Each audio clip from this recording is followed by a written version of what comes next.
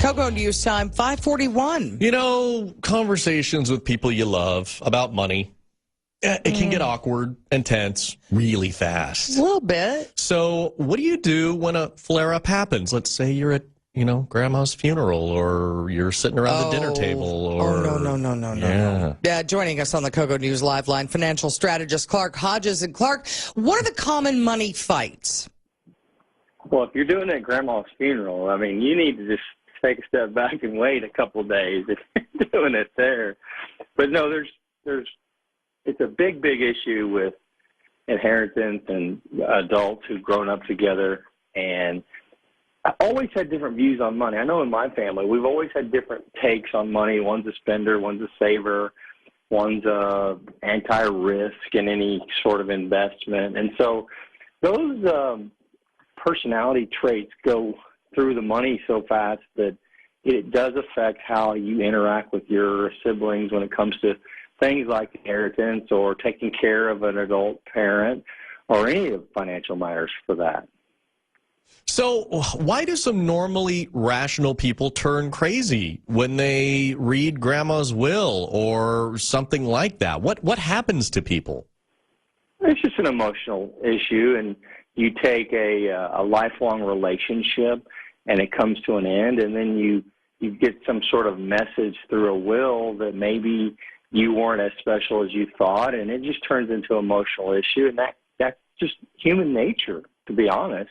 There's also jealousy and egos involved, and when you have egos involved in group-type decisions, that's where you get a lot of problems, because you have to have a consensus to get stuff done. If you have 4 siblings and it's time to do some estate planning for your heirs, and 3 of the 4 don't agree, then it's going to be an issue. So it's really hard to get a consensus. It's hard to deal with people with emotions, and it's hard to deal with people with egos that think they deserve something better.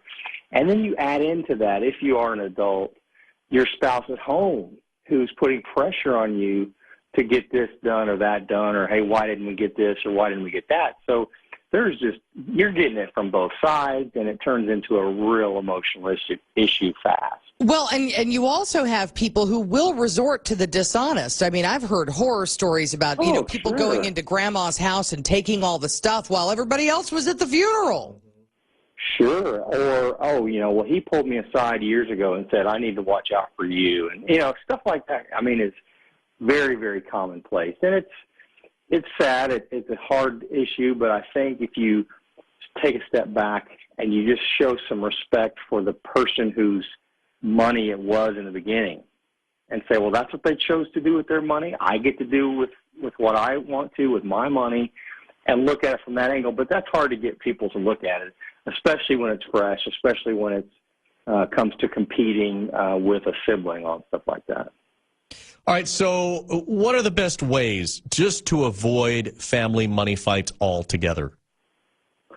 Well, if you are setting up a will or an estate, I think one of the best things you can do is get a competent estate attorney and be very detailed on what you want to happen with that money, so that it's hard to adjust or break it after the fact. After this person passes away, these rules, so to speak, are set in stone, and you can't just willy-nilly change it if 2 or 3 of you vote to do so.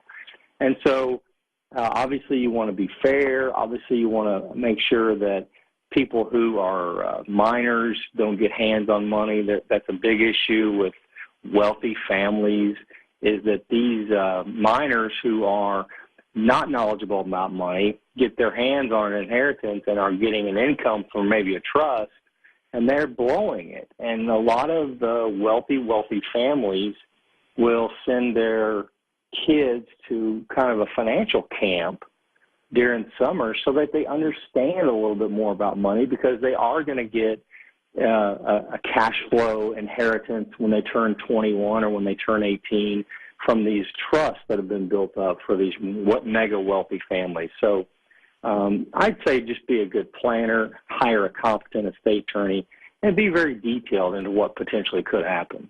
All right, Clark, thank you very much. That is financial strategist Clark Hodges joining us on the Coco News Live Line.